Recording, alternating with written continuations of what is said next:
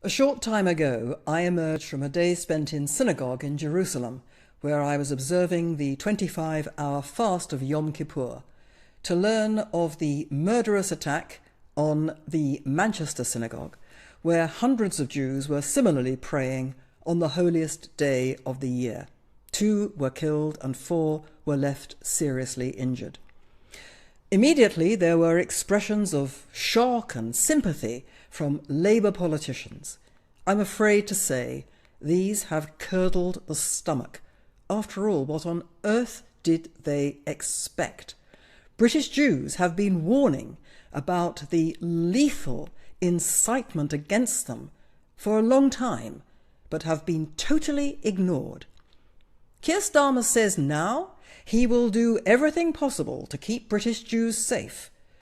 The fact is, he has done nothing to keep British Jews safe. He said hatred against Jews is rising once again, and Britain must defeat it once again. But his government and his party have been fueling it. Jews in Britain have been unsafe for years. All synagogues and communal events have long been guarded. Some Jewish schools have been forced to erect barbed wire. But for the past 2 years, since the October 7 massacre in Israel and during the war that has followed in Gaza, Starmer's government has allowed gross incitement against Jews to run riot unchecked. The all too regular demonstrations against Israel, organised by Hamas and the far left and supported by many of his MPs, have heard a constant chanting not only to destroy Israel, but also to kill Jews. And yet, the police have done absolutely nothing to arrest these people, to charge them, even though these are examples of clear criminality. Instead, we've heard bleatings about protecting freedom of speech. Well, freedom of speech is great, but it's different from incitement and intimidation, which has been going on these demonstrations. One demonstrator was captured on video saying, "All Zionists must die." Does Britain really think that that statement is to be applauded as freedom of speech and protected? The fact is that most British Jews are Zionists.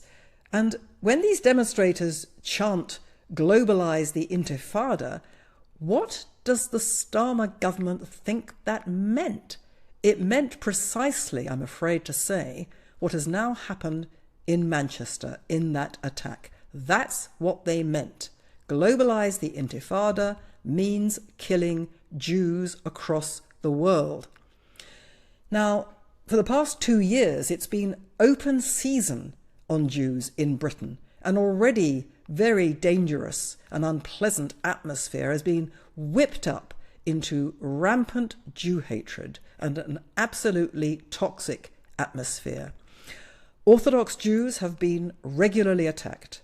Students on campus have been forced to conceal their meetings. They go to some lengths to conceal the venues and the timings of their meetings because they are so frightened of being attacked. And yet the university authorities, by and large, have done absolutely nothing to stop this intimidation. Can you imagine in Britain today, under a Labour government, which is supposedly in favour of anti-discrimination, anti-racism and peace on earth and the brotherhood of man and all that kind of stuff. In Britain today, Jewish students are so frightened they have to conceal their activities. We see supermarkets running boycotts of Israeli goods, and there's absolutely no pushback against this from the government, which is pretty amazing, because these boycotts are clearly unlawful discrimination. And didn't we think perhaps that the Labour government was against discrimination? Not when it comes to Israel. We have a situation now in Britain where Jews are concealing signs that they are Jews. For the past couple of years, there have been discussions in the Jewish community whether they should tell their kids to remove their blazers on public transport if they go to Jewish schools, to conceal the fact they go to Jewish schools, whether to remove from their front doors the mezuzah, which is the scroll that announces that this is a Jewish house. And there have been discussions about whether British Jews should conclude that there is no future for them in Britain as Jews, and whether they should now pack up and leave. This is an appalling situation, but all this has been ignored by the establishment. Now, let's be clear. What is being ignored is not just hostility to Israel. It's not just a particularly toxic point of view. It's something much deeper and much worse than that. From the people who we saw tearing down the posters of Israeli babies and children and women taken hostage in Gaza, from that to the early reports about the Manchester attack on the BBC and Sky, which speculated that the perpetrator might have been far right or might have had mental health issues, there has been no limit, clearly, to the attempt to show that Jews are never, ever victims, but always the aggressors. This is ludicrous. Jews are the most persecuted people on earth. Antisemitism has been a thing in Britain and Western societies for hundreds of years, and it is still very much there. We see reports by the Jewish community about record levels of anti-Semitic attacks, and yet it's being denied that they can be victims. Now, why? What could be the reason other than simple, rank prejudice against Jews? I mean, this situation just isn't normal. This hysteria, which has infected so many people who are apparently quite normal, decent people, this hysteria about Israel based on absolute lies and incitement isn't normal. It's a sick pathology to which Starmer and his Labour government have been totally silent. At no point has Starmer done what any responsible and civilised leader should have done, which is to have said that this hysteria is based on lies and rubbish and error and prejudice and anti-Semitism. Why hasn't he said that? A number of reasons, but one of them is that he can't say it because so many of his own members of parliament are stoking this very hysteria and stoking the Jew hatred that has followed. Starmer has done absolutely nothing to stop the grotesque and patently ludicrous genocide smear. He's never said this is absurd. He's never said this is a malevolent lie invented by people who want Israel gone. Instead, his government has repeatedly recycled Hamas propaganda lies about Israel, deliberately stopping food supplies into Gaza, being about to cause starvation and famine, killing too many people. This is all lies. When Starmer recognised what he calls the state of Palestine, he said tens of thousands have been killed in Gaza, including thousands as they tried to collect food and water. What he didn't say was that most of those tens of thousands who've been killed in Gaza have been Hamas men, Hamas terrorists, and he didn't say that most of the thousands that he says were killed trying to collect food and water were murdered by Hamas, which has gone to enormous lengths to prevent Gazans from obtaining the aid supplies which they once controlled and which is the source of their power. Now, this is a lie that Starmer has been telling, and it's a lie which does more than make people dislike Israel. We have to understand what's going on here. Let's be very, very clear what this is, because in addition to these lies that he has been putting out, his government's been putting out, his government has viciously singled out Israel for treatment afforded to no other country. For example, he has said he will arrest, or government will arrest, Israeli leaders, Benjamin Netanyahu, the Prime Minister, the Defense Minister, if they were to set foot in Israel in accordance with the arrest warrant produced by the International Criminal Court. Now, this intention to arrest Israeli leaders has painted Israel as worse than the tyrannies in the world where, you know, women are stoned and gays are hanged and thousands are murdered. So we have to be very clear what we're seeing here. This is not simply hostility to Israel. This is painting Israelis as evil, as diabolical. These are accusations which say that Israelis are deliberately starving civilians, wantonly killing babies. They're being called Nazis. Well, if people are evil Nazis, they are enemies of humanity. And what do you do with enemies of humanity? You justify killing them in a war. And that's what's being said about Israelis. And if it follows that Israelis are evil Nazis, it follows that any British Jews who support Israel are also evil Nazis. And they're also then justifiably to be removed from the earth. In other words, what Starmer has done, among many others who have participated in this terrible incitement against Israel and the Jews, is to paint an enormous target on the back of every British Jew.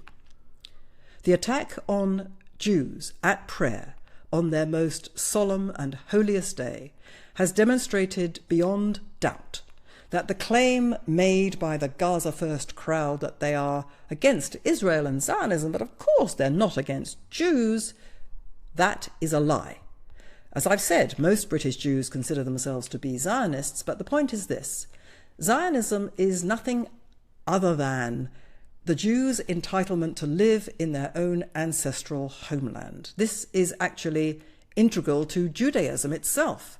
So to attack Zionism is to attack Judaism. Now we now know that the attacker was called Jihad al-Shami, a British citizen of Syrian descent. But even before we knew what his name and ancestry were, it was pretty obvious that this was most likely to be an Islamist terror attack. It was a car ramming attack, it involved a knife, it was directed at Jews at prayer on their holiest day. These are the characteristics of the murderous attacks on Jews in Israel and indeed across the world. Yet, amazingly, no one in Britain is allowed to speak of the rampant Jew hatred in the Muslim community in Britain and around the world without being smeared as a bigot. In Britain, there's this appalling situation in which preachers in mosques are spewing Jew hatred and incitement against Jews and Christians without any pushback by the craven Charity Commission, by the police, or by Starmer's government. And no one speaks about the fact that the Palestinian cause itself is driven by genocidal hatred of Jews, not just of Israel, Jews. Palestinian Arabs teach their children to hate and murder Jews because they are Jews. They describe Jews in the images and tropes of classic Nazi anti-Semitism, classic medieval Christian exterminatory anti-Semitism. They want to destroy Jews because they are Jews. And the Palestinian cause itself was invented solely to destroy Israel, but also to steal the Jews' own history and entitlement to their own land. The Palestine flag, waved by so many people in Britain, is a terrorist flag. It was the flag of the Palestine Liberation Organization terrorist movement, which conducted terror attacks on many, many occasions. And that flag of the PLO terrorist movement has now been repackaged as the flag of Palestine and adopted by the Palestinian Authority, which repackaged the PLO. So anyone wearing the Palestine flag or anyone waving the Palestine flag or wearing it as a lapel pin is announcing in effect their support for a genocidal project to destroy Israel and murder Jews. And yet that terrorist flag is everywhere, and Jewish patients in Britain are having to confront it on the uniforms of NHS staff. So, To all this, Starmer's response is not just inadequate. We are living through an attempt to destroy Israel and to drive the Jewish people from the world. Starmer, his government, and his Labour Party are part of this monstrous exercise. So are the media, led by the BBC, Sky, and The Guardian, the universities and the schools, the Church of England, the arts, the cultural establishment. The whole of Britain's elites are part of this. The Syrian heritage anti-Semite who attacked the Manchester synagogue is the person who's responsible for the carnage he wrought there. But Britain's political and cultural leaders have this blood on their hands too. It's 2025. America's debt is over $37 trillion, and the dollar just had its worst crash since 1973.